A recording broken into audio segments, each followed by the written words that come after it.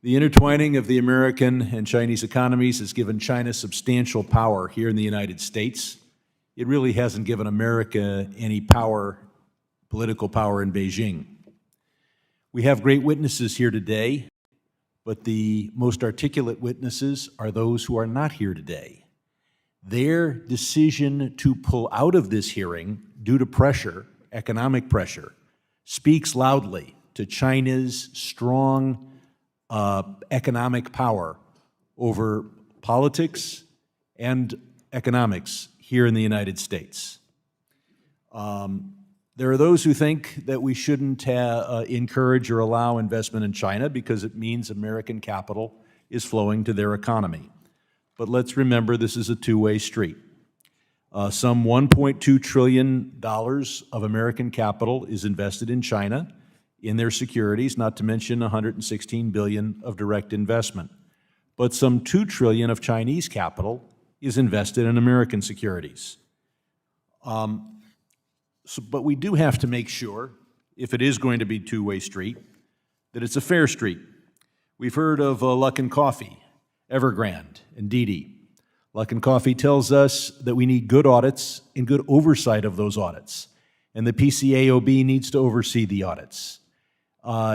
Didi illustrates the issue of whether the boards of directors of companies are loyal to the shareholders and whether the corporations have property rights that are protected by the courts of China, or whether you in fact are investing in a company whose assets could disappear due to capricious government action.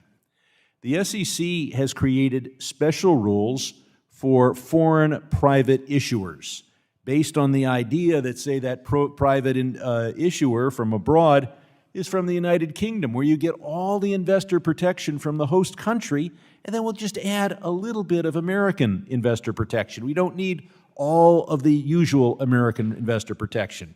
That model obviously needs to be turned on its head in dealing with China, where you get little or no investor protection from the home country.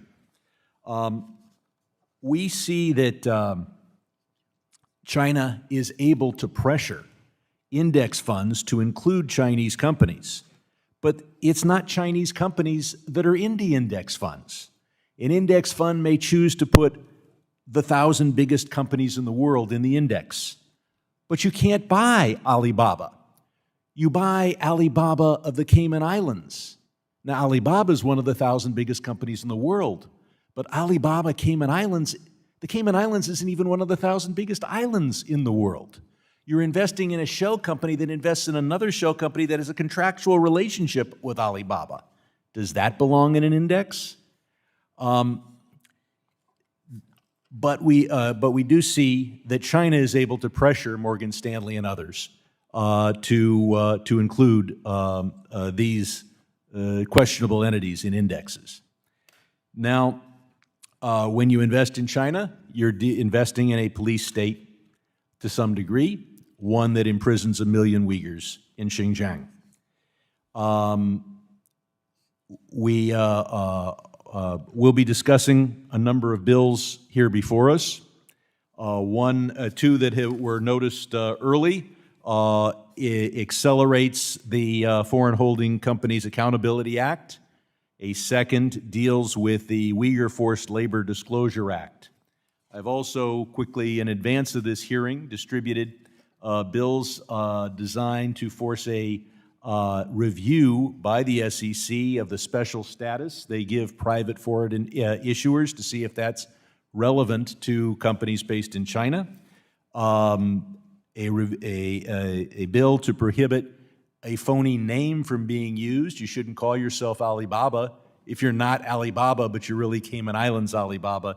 And finally, we'll get into the VIEs, which are not real companies, and whether they belong in indexes.